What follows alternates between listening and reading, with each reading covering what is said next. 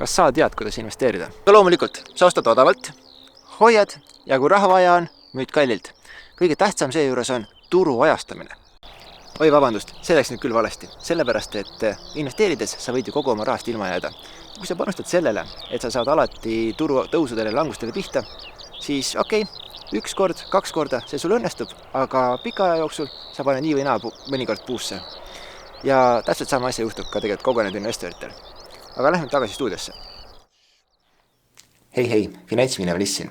Viimasel ajal on oma aktsiad turule toonud treeningkummide tootja Robus Group, siis veel mängude vahendaja tootja Punktid ja täiendavate aktsiatega on veel turule tulnud ka muidugi Elmorent ja Bergman Technologies. Ma ei ole nendest ühtegi videot teinud, aga nende kõikide videote mõte oleks üks. Kui sul tõesti ei ole oma rahaga midagi targemat teha, siis palun, anna see neile, kellel seda tegelikult ka vaja on. Aga nüüd vaataski tagasi, mis need märgid minu jaoks olid, miks ma neisse ettevõtetesse panustamisest loobusin ja lõpetuses ka üks väikene õppetund reaalelust ja investeerimisest. Aga alustame Robusest. Oma reklaamides kasutasid nad ilusate kehadega inimesi, kes on liitrite viisi higi vallanud erinevates jõusaalides ja treeningutes. Äge kontseptsioon, startup, brändile suunatud ja stiilne. Aga mis probleemi nad tegelikult sellega lahendavad? Tahad kodus treenida? Ole lahke. Mine esimesse lähedal osuvasse supermarketisse, võta sealt endale treeningkummide komplekt 10 euro eest ja ülejäänud 90 eurot. Selle sa võid investeerida. Et saavutada edu äris ja müügis, sa pead jõudma tuhandete püsiklientideni. Sa pead looma neis vajaduse, et nad tahavad kindlasti ainult sinu ja just nimelt sinu loodud tooteid kasutada. Mine siit nende punktide juurde, siis kindlasti asjaolu, et ma ei mängi arvuti või konsoolimänge, mõjutas mind. Aga ärist aspektist vaadates mul tekkis siiski küsimus, et kui ettevõte on üle 12 aasta tegutsenud vahendamise valdkonnas, vahendanud mänge, siis miks nad endiselt kahjumis on? Ma saan aru, et vahendamine on tegelikult justkui ju kõige turvalisem müügivaldkond. Sellepärast, et sa ei oma midagi, sa lihtsalt võtad kellegi teise laost ja annad kellegi teise kätte. Kõik. Teine riskikoht oli minu jaoks see, et neil on konkurente üle terve maailma. Miks ma peaksin ostma mängud nende poest? Kui ma võiksin seda teha ka näiteks Venezuela või türklaste poest. Ja kusjuures nii venezuelased kui ka türklased pakuvad seda palju soodsama hinnaga. Elmorent. Peaaegu 4 kuud enne uute aktsiate turule toomist kauples aktsia allpool 5,5 eurost märkimishinda. Ja siis uutele investoritele pakuti võimalust, kuulge, aga me anname teile unikaalse võimaluse omandada uued aktsiad kallima hinnaga, kui on turuhind. Mõte iseenesest ju oli hea, sest ajutiselt ka aktsiahind tõusis.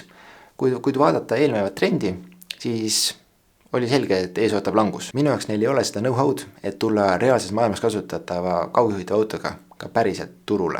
Pelgalt käibe tõstmisest tehnoloogiasektoris lihtsalt ei piisa. Bergman oli minu jaoks selle perioodi kõige põnevam ettevõte. Ma päris lõpuni välja põnevusega vaatasin, mis teeb aktsiahind turul. Kas ta läheb allapoole või ülespoole märkimishinda?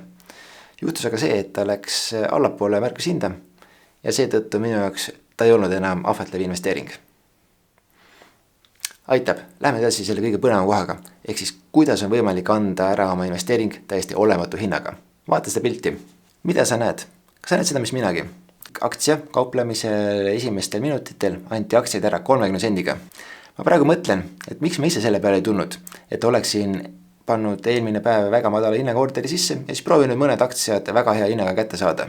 Selle hinna juures ma ei oleks isegi muretsenud sellepärast, et äkki Robuse aktsiahind langeb sarnaselt Elmorendi omale. Aprilli alguses sai Robuse aktsiaid märkida 3,34 eurose märkimishinnaga. Seda võimalust kasutas tervelt 1483 investorit. Nagu eelnevatest tipodest tavaks saanud, siis proovisid ka nüüd investorid esimestel kauplemispäevadel hõlptulu saada. Selleks tuleb muidugi varakult müügiorder sisse panna ja seejuures jääd ma lootma, et leidub keegi, kes on nõus selle hinna eest seda aktsiat ka ostma. Kui 21. aprillil aktsiate kauplemine avati, siis enne seda oli investori jõudnud sisse panna aktsiate müügiorderi, aga seda turuhinnaga. Üldiselt seda teha tegelikult ei soovitata, vaid soovitatakse panna sisse just nimelt limiithinnaga order. Sellepärast, et Balti börs on võrdselt väike ja volatiivne ja sa võid saada väga korralikult tõmmata, kui sa kasutad turuhinnaga orderit. Teiselt poolt keegi pani jällegi sisse ostuorderi 30 senti aktsia kohta. Kui aktsia hinna kohta on eelnevalt olnud mingisugune ajalugu, siis börs vähemalt LHV näitel ei võta vastu automaatselt orderid, mille hind erineb enam kui 30% aktsia turuhinnast. Aga kuna eelnevalt on turuhinda paigas, siis sul ei ole millegi suhtes seda 30% võrrelda. Siinkohal ma siiralt loodan, et aktsiate 10 korda odavam äraandmine oli müüjale õppetund, mida ta oskab hinnata ja seda õpitud ka tulevikus kindlasti kasutada. Kokkuvõttes ma tahan öelda, kui sa plaani mingit tehingut, vahet pole kas börsil või igapäevaelus, siis võta endale mõned lisaminutid ja loe kõik korralikult läbi. Ühegi investeeringu või lepinguga ei ole kunagi nii kiire, et sa ei saaks seda rahulikult läbi töötada. Ja kui keegi väidab, et on kiire, siis lihtsalt parem jaluta minema ja otsi veel paremat võimalust. Selles korras on kõik, kohtume õige pea.